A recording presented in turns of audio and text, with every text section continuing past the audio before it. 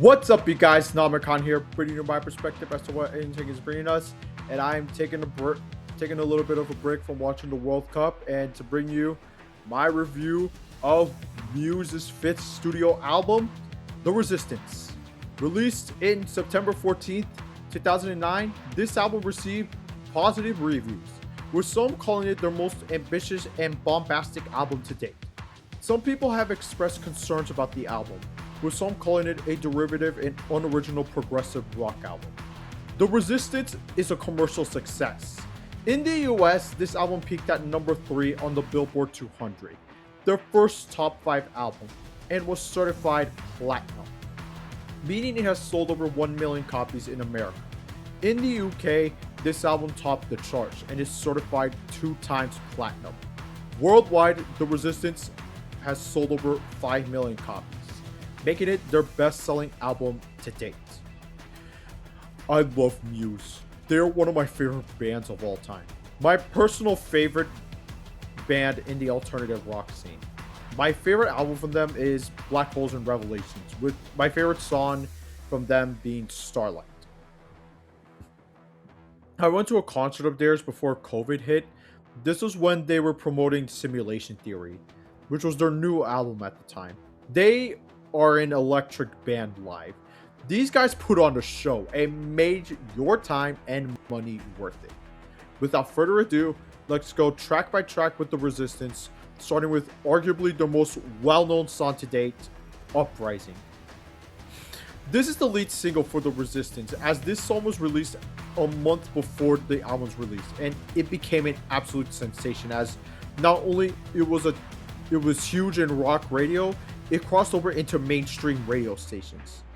This song is their only top 40 hit on the Billboard Hot 100, peaking at 37, and it is certified platinum in the US. This is one of their most well-known songs to date. This song is iconic for alternative rock. This song combines bass guitar with synthesizers as the main core of the song, with space rock and industrial elements. This makes up for a masterpiece of a single and a huge first impression for what The Resistance is about to become. A really good song from Muse, one of the most iconic songs of the 2000s.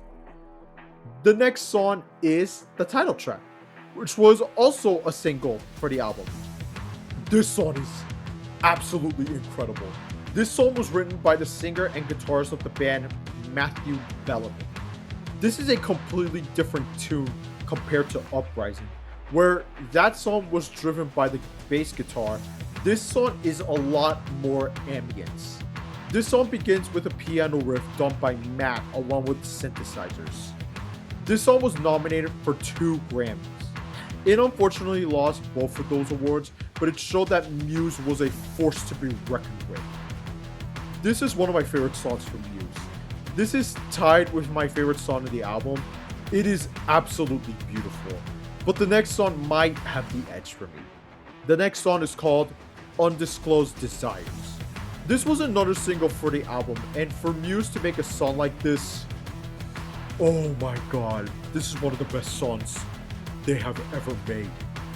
This is not a rock song.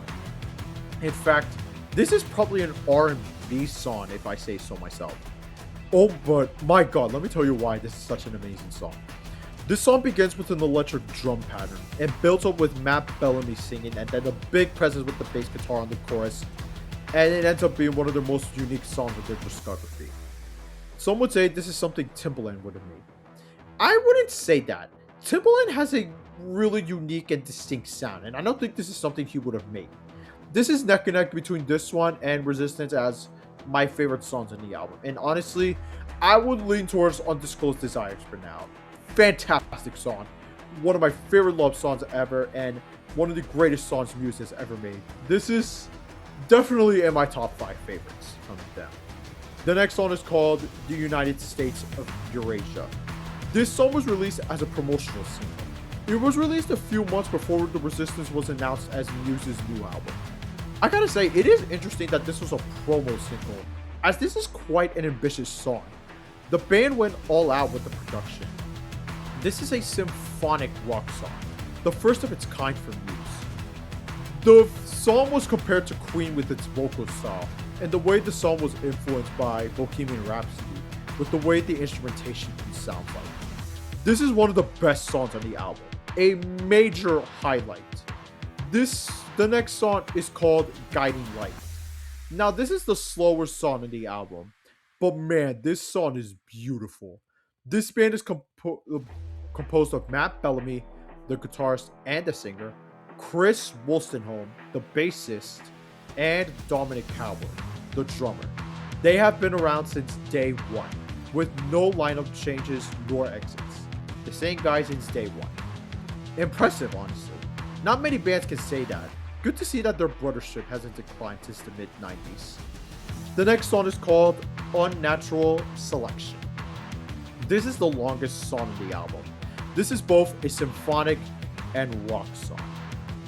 Some people criticize the album for being too long, especially with the last 3 songs of the album, but I feel like for this song in particular, I didn't felt that.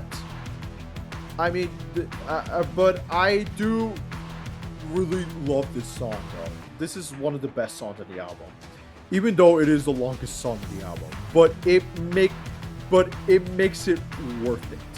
Lyrically, this is probably one of the most politically charged songs on the album, as Matt Bellamy describes the song as asserting his belief that our DNA makes us more like technology than we thought. Almost like we were being controlled by some form of propaganda. But again, the song may be almost 7 minutes, but it wastes no time. No time for anyone. It's an absolutely fantastic song. The next song is called MK Ultra. This is the song that reminds me of the Black Holes and Revelations and Absolution days, with the way this song was produced and composed. It's definitely the most Muse-like song on the album. And it may sound like the most happy-go-lucky song on the album, but lyrically, it is the complete opposite. And this song, lyrically, this song is about human trafficking. The term MK Ultra is a well-known experiment done by the CIA. It's really, really dark stuff. I'm surprised a band like Muse with this much popularity would tackle something this messed up. But that's what makes it not only this song special, but also the album along with the band.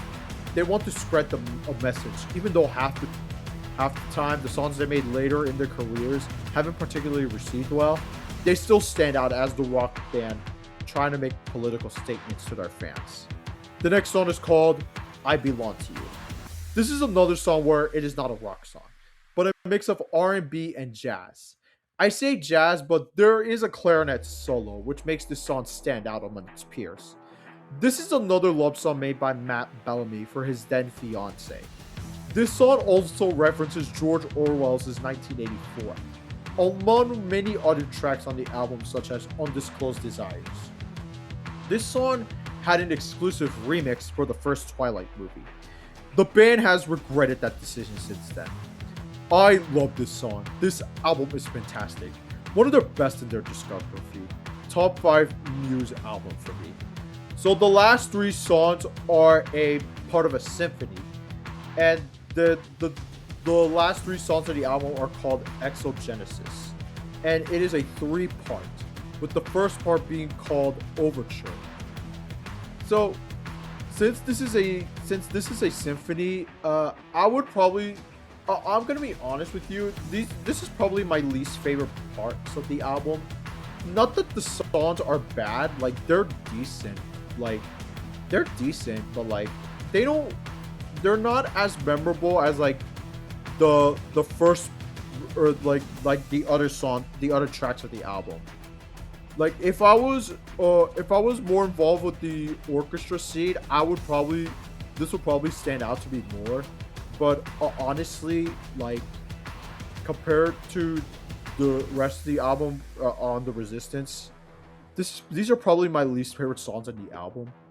So the first part talks about it's based around an apolitical future where Earth is not habitable at all, and and the human race saved itself by sending a group of astronauts into outer space. So so in general, this the first part talks about the the existential questions that arise in in the wake of this world. So and the second part is called cross pollination, and the third part is called redemption. Redemption is the longest one in out of all the three parts of this Exogenesis symphony. I mean, the symphony is decent, but if I have to choose the least favorite from the Resistance, it'll be those three. Honestly, the Resistance is one of the this is literally one of the greatest albums Muse has ever made. This is in my top three albums from them. Iconic songs from the band like Uprising, the title track, Undisclosed Desires are on this album. These three songs are considered classics in their discography. Along with the fact that this has the deep cuts are so good. This is an album that I highly recommend you check out. If this is your if this is if you want to check out Muse and if you want a recommendation from me, I would highly suggest check out this album or Absolution or Black Holes and Revelations. Those are the top three albums that are essential for a first listener of Muse, at least in my book. The Resistance by Muse for me gets a 4.5 out of 5. This is one of the best alternative rock albums of the 2000s and absolutely fantastic album from Muse.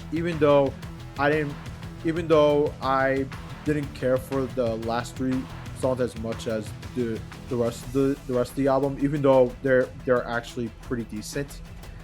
So with that out of the way, for those of you that have heard The Resistance from Muse, did you like it? Did you hate it? Let me know in the comments down below. Make sure to subscribe to my channel if you haven't. And if you want to listen to that album, I will also put the link to the album also in the description down below. But with that out of the way, this is Namakan. I'll see you all next time.